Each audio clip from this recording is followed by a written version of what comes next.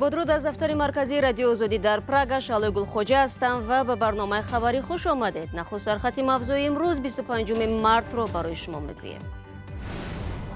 صدمه مرگبار با شرکت فرزند مالک بازار سلطان کبیر، یکی از افراد دارای تاجیکستان در صدمه مدهش در مرکز دوشنبه 2 نفر هلاک و 2 نفر مجروح شدند. تحقیقات مداخله روسیه در انتخابات پرزیدنتی آمریکا به پایان رسید. دادستان کل آمریکا در نامه خود گفته است تحقیقات دونالد ترامپ را سفید کرد. آری از گناه بودن من کاملا ثابت شد. خجالت آور است که کشور ما چنین روزها را از سر گذراند.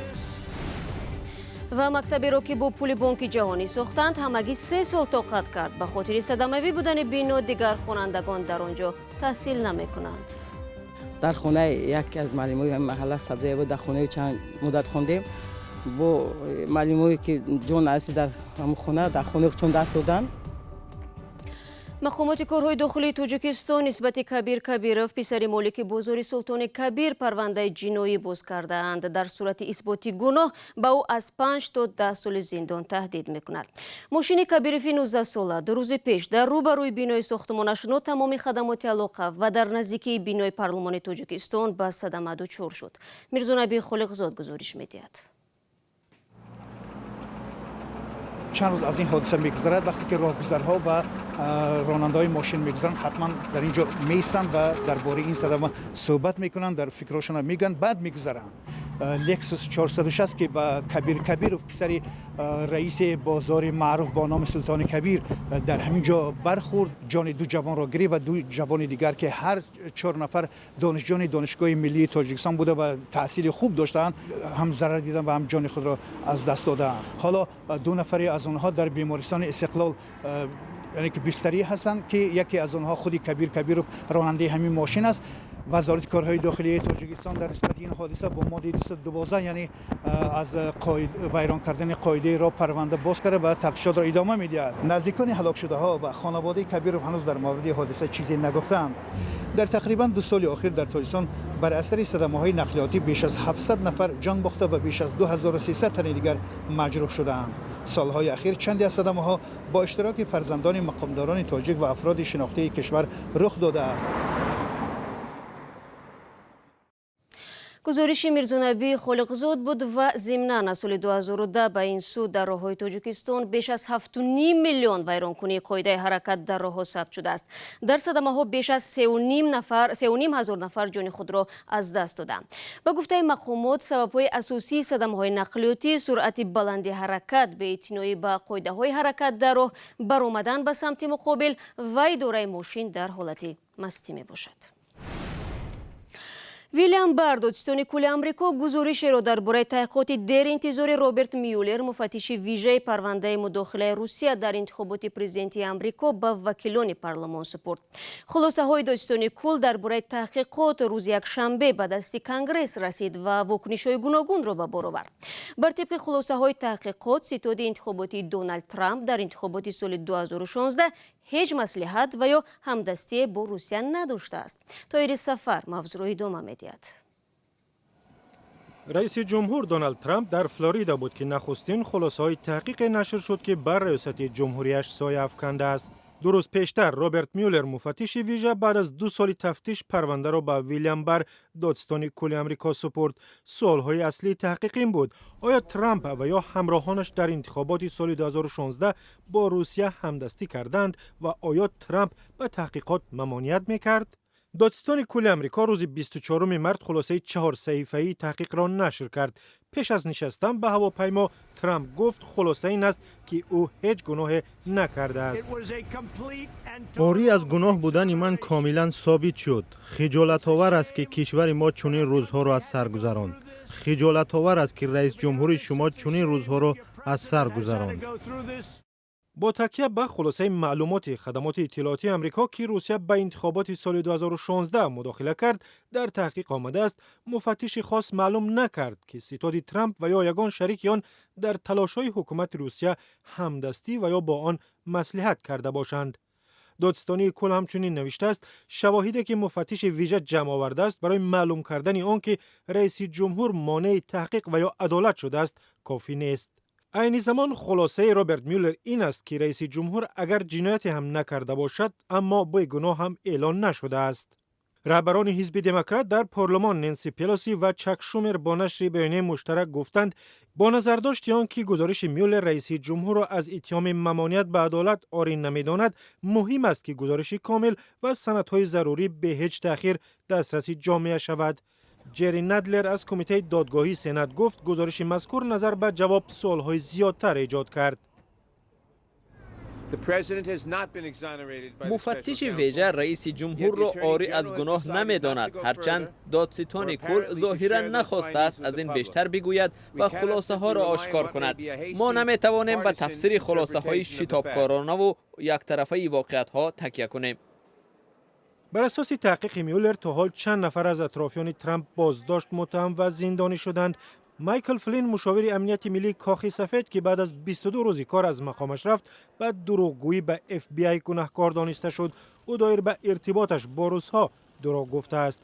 مایکل کوین وکیل خصوصی و درینه ترامپ برای نقض معیارهای سرمایه‌گذاری انتخابات سرپیچی از پرداخت مالیات و دروغگویی به کنگره به 3 سال زندان محکوم شد. پال منافورت رئیس سابق ستاد انتخاباتی ترامپ را سال 2018 برای جنایت‌های مالی به 7 سال زندان محکوم کردند. می‌خواهید هر روز اخباری تازه از تاجیکستان را بخوانید؟ پخش زنده، خبر، گفتگو، گزارش و تحلیل از جای حادثه، نظر تحلیلگران. مستقیم در تلفن شما از زمینه رادیو آزادی.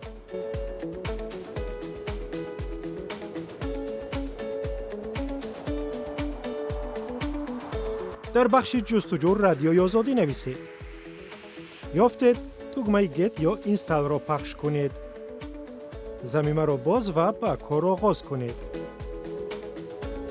بله را پخش کنید تا از خبر و گزارش های نو بخبر نمانید.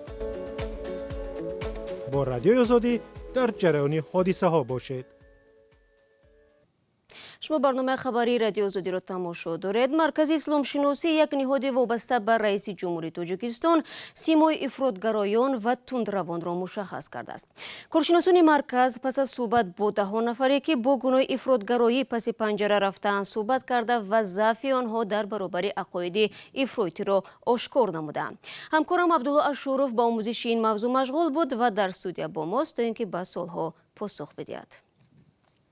عبدالله سلام. خب پس به قول مرکز اسلام شناسی شخصی افراطگرا را از روی کدام نشانه ها می شود شناسایی کرد؟ سلام شهلا. کارشناسان مرکز اسلام شناسی در مجموع افراطگرایان را به 4 طایفه جدا کردند. به تصویر آنها شخصان افراطگرا دانش کمی دینی و دنیوی داشته، به کسب و جای کار معین و دائمی هستند و در مشکلات اقتصادی درماندند.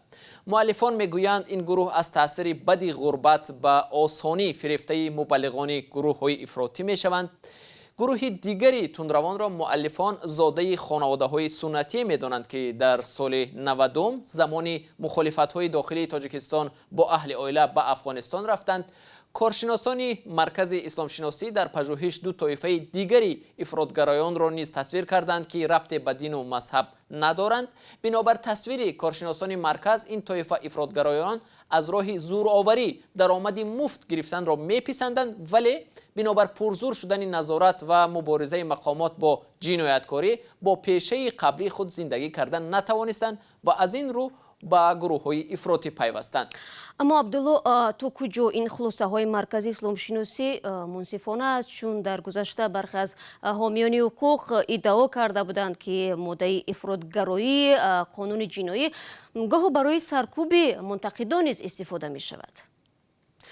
بله شهلا، برخی از کارشناسان مستقل که با رادیو آزادی هم صحبت شدند میگویند خلاصه های مرکز اسلام شناسی یک جانبه است، چون مشکلات اجتماعی به مانند مزد کم و مهاجرت گسترده نیروی کاری همچون عامل گرایش شهروندان به افراطگرایی ذکر نشده است. چون این ارزیابی ها در اصل خطرناک هستند و می توانند باعثی سرکوب و محاکمه های ناعادلانه مردم شوند، میگویند برخی از حامیان حقوق. از جمله سرگئی ایگناتیف، حقوقشناس از سازمان حقوق انسان در آسیای مرکزی در شهر پاریژ گفت در سالهای اخیر در تاجیکستان هر نفری که با عقاید حکومت راضی نباشد تروریست و یا اکستریمیست اعلان می شود. او گفت بنابر نبودی دادگاه‌های مستقل در تاجیکستان سنجیدن آن دشوار است که آیا این آدم قانون‌های کشور را نقض کرده است و یا نه و یا پرونده او یک نوع انتقام برای انتقادش از حکومت است. بنابر معلومات وزارت کارهای داخلی تاجیکستان عین زمان 122 نفر شهروند کشور با اتهام افراطگرایی و یا اکستریمیسم جستجو می شود. موافقی قرار دادگاه عالی 10 سازمان افراطی اعلان شده است و فعالیت آنها در کشور منع است، ولی اعضا و جانبداران چند سازمانی که وارد این فهرست هستند از جمله گروه 24 و حزب نهضت در تاجیکستان ممنوع شده چنین اتهام را قبول ندارند و میگویند تنها در موقع مخالفت سیاسی با حکومت قرار دارند. تشکر عبدالله برای صحبتی فراگیر. من برنامه‌های دوم می‌دهم. دوستانی نویه اسماعیلی سومونی شهر دوشنبه به تحقیق حادثه لطوکوب یک زن از جانب سفربک محمد سعید زاده کارمند واحد مخصوص وزارت امور داخلی آغاز کرده است. محمد سعید زاده به لطوکوب مدینه شمسه و ساکن 33 ساله نویه رودکی گمانبر است. نوار لطوکوب این زن روز 21 مارس در شبکه‌های اجتماعی پیدا شد. دادستانی موادهای تفتیشی را از وزارت کارهای داخلی دسترس کرده است و آموزش می شوند، ولی هنوز نسبت سابق کارمند میلیسا پرونده جنایتی باز نشده است. وزارت کارهای داخلی تاجیکستان روز 21 مارس گفت که حادثه را تفتیش می کند و شب 22 مارس در یک خبرنامه فوری وزارت خبر داد که سفربک محمد سعید زاده خلاف آیین‌نامه این نهاد رفتار کرده است و او را از کار برکنار نمود. بینندگان عزیز، در این قسمت برنامه درباره بینای مکتب به شما گزارش پیشنهاد میکنیم که همگی بعد چند سال فعالیت به ویرانه تبدیل یافته است. ساکنان میگویند 10 سال می شود که مکتب در حالت صدمه قرار دارد، اما کسی در فکر از بین بردن آن نیست. به گفته مصاحبان اگر خدای نکرده بینو چپه شود میتواند چندین کودک را که همه روزه در درون آن بازی میکنند آسیب رساند. جزئیات از مومن احمدی. این بینای ویرانه که اکنون جایگاه بازی کودکان است، مکتبی به قبل حاضر زمان بود.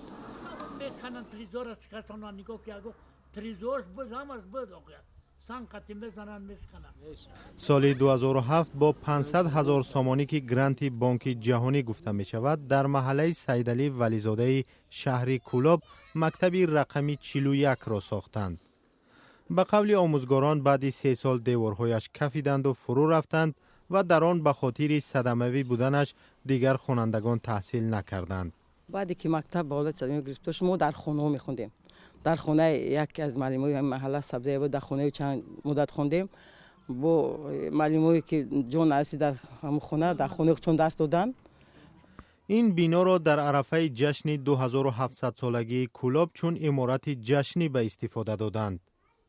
مقامات شهر بر رادیو آزادی گفتند از وضع این مکتب آگاهند. چند سال پیش با کمک یک صاحبکار محلی در این موضع یک مکتب ابتدایی دیگر ساختند. تشویش مردم از دیگر است. کدام کودک بزنم عیب شود او را کی جواب میگه من نمیدونم. حالا این بینای ویرانه جای بازی کودکان آنهاست که پاسبان ندارد. آنها میترسند مبادا با میان به سر آنها فرو نرود. لطیف ماه نظر آورد در این محله آموزگار است. او میگوید خواست با مبلغ خودش این بنا را ویران کرده در جایش باغچه کودکانه بنیاد کند. با این مضمون به عنوان رئیس شهر مکتوب هم فرستاده است، اما سالهاست جوابش را نمیگیرد. سال 2011 بود یا بار از نایسوندم، با بعدی با سال 12 نایسوندم. خیلی که میرفتم همون مسئله حل طلب بود خلاصه.